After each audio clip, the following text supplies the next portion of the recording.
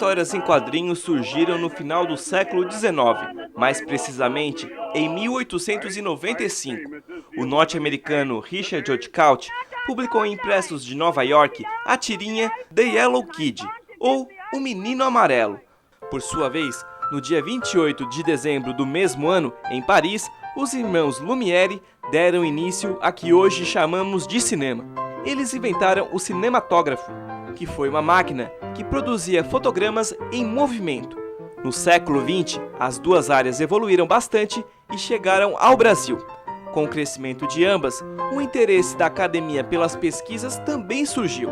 Pela força e tradição, os estudos com o cinema são mais antigos, mas com os gibis, os primeiros estudos na academia brasileira surgiram apenas mais para o final do século XX. Então as histórias em quadrinhos começaram a ter uma devida atenção, principalmente dos anos 70 para cá. Nos anos 70 a gente vê que existe alguns grupos de professores e estudantes que em alguns locais do Brasil começaram a se dedicar a isso. Hoje em dia nós temos estudos, a gente tem grupos de pesquisas que só se dedicam a isso, né?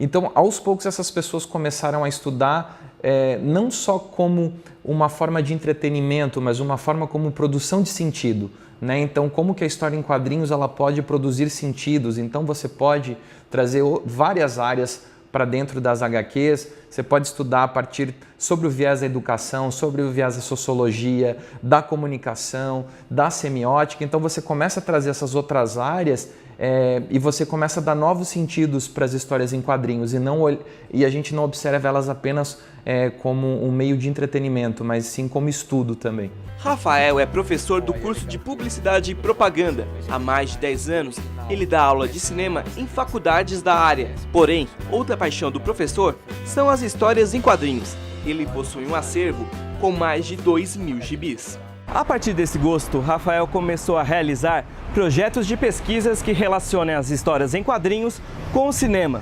Mas antes de tudo, ele teve que encarar o preconceito.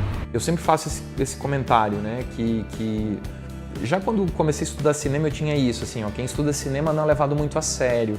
E imagina quem estuda histórias em quadrinhos, é menos ainda. Então eu vejo que por parte de algumas pessoas a gente ainda vê esse nariz torto como um objeto menor, né? Um objeto menor de pesquisa. Então as HQs e o cinema é sempre tratado como um objeto menor.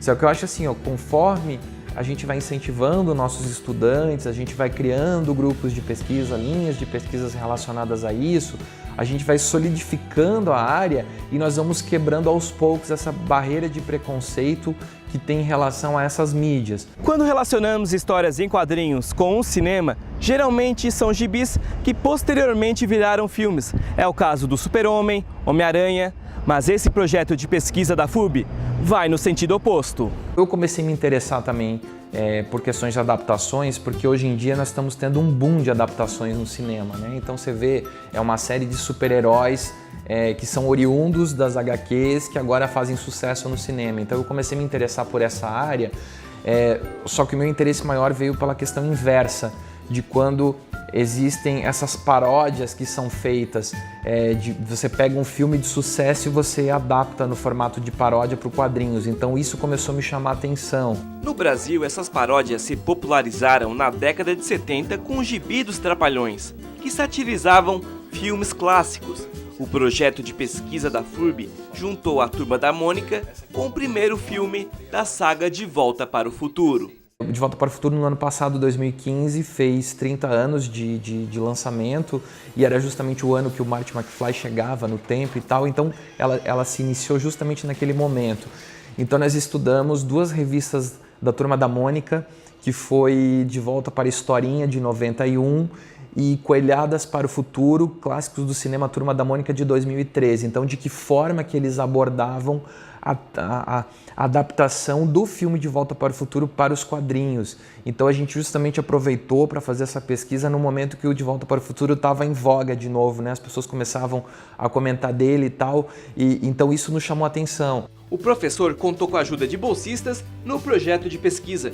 Andressa é uma das alunas do curso de Publicidade.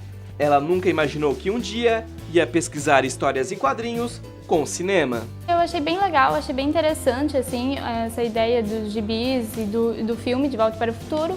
E eu já conhecia o filme, só que eu não conhecia tão a fundo. Eu não tinha assistido os três, só tinha assistido o primeiro. E os gibis eu já vivia lendo quando era criança, então eu fiquei bem empolgada.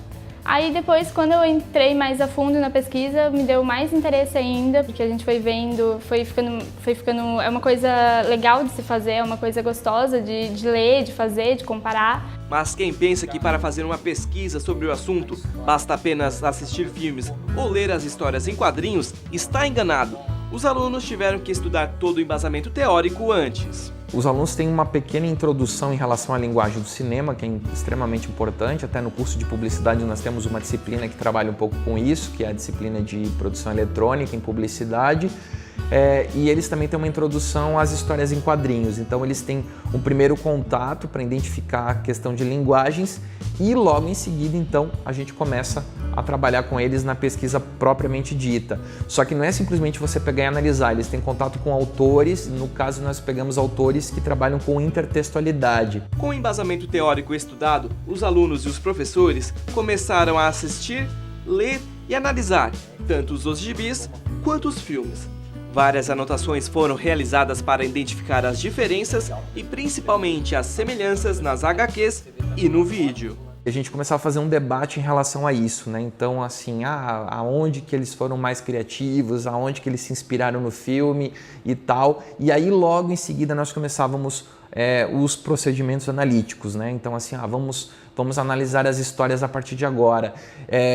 Nós trabalhamos com 5 dimensões analíticas, né? A gente trabalhou, então, com a questão da inspiração intertextual, a referência que eles faziam à obra sobre viagens no tempo, a referência que eles faziam sobre a própria história do De Volta para o Futuro, a referência à realidade regional, né, o que tinha de Brasil nessas histórias, e por último, a referência que eles faziam externa às viagens no tempo. O projeto de pesquisa encerrou recentemente e foi um dos vencedores do Prêmio MIP deste ano. O trabalho apresentado teve como uma das principais conclusões a regionalidade nas histórias em quadrinhos, mesmo que o filme seja estrangeiro. Nós percebemos que existe um processo criativo dessas histórias e que esses processos criativos eles são inspirados no contexto brasileiro. Então não basta apenas você se inspirar nos americanos, mas nos norte-americanos, mas tem muito a ver com o contexto brasileiro. Então esse foi o principal resultado. Os integrantes do projeto de pesquisa também concluíram que quem havia lido as historinhas em quadrinhos não precisava assistir ao filme. Os Trapalhões, eles fizeram um filme em 88 chamado O Casamento dos Trapalhões, que é uma alusão a um clássico dos Estados Unidos, que é Sete Noivas para Sete Irmãos. Né? Então você fica pensando, mas eu criança na época que eu assisti esse filme, né? Eu nem sabia que existia Sete Noivas para Sete Irmãos, fiquei sabendo depois. Então assim, até que ponto isso acaba influenciando a criança? Não, influencia por quê? Porque eu consigo ter um contato alusivo com uma outra história, uma história que é exterior àquela história dos Trapalhões. Então isso é bacana porque assim, anos depois, quando eu tive contato com Sete Noivas para Sete Irmãos, eu lembrei do filme dos Trapalhões. Então isso que é o bacana dessas histórias, né? Porque tem uma autora também que ela diz o seguinte, que é a Linda Uchon, que ela tem aquele clássico livro dela, uma teoria da adaptação. Ela deixa muito claro que geralmente as adaptações são o primeiro contato que esse público tem com as obras. Né? Então, assim, você tem 3, 4 anos, você começa a ter os livrinhos, você começa a ver na televisão aquelas histórias que são contadas de uma forma infantilizada para a criança, né?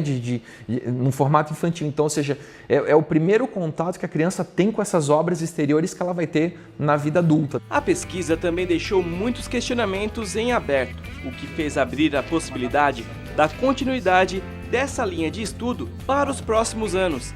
Mas desde então, alunos e professores colhem os frutos de mais um trabalho concluído. A percepção do gibi é que um gibi para criança pode ter um outro significado, olhando no olhar publicitário, né? Então a gente analisa toda essa questão. Agora, quando eu olho alguma coisa infantil, eu já vejo com outros olhos, já vou analisando, já vou vendo. Isso, junto com a publicidade, a gente a gente consegue adquirir. Foi um projeto muito gostoso mesmo, assim, porque é algo que sempre esteve no meu dia a dia, até os meus pais falaram, nossa, que engraçado, né, você fazendo gibis, e eu sempre via isso, então foi algo muito gostoso de fazer e algo muito gostoso de ler também, assim, uma coisa, não é uma coisa maçante, assim, que você vai ler uma pesquisa, não, é uma coisa bem tranquila, gostosa de ler, que te dá vontade de ler cada vez mais, assim. Eu percebi que os alunos começaram a ter um certo interesse pelas histórias em quadrinhos, pelo cinema. Eu acho que não precisa ter muito interesse, né? É muito mais fácil, acho que tá espalhado por tudo.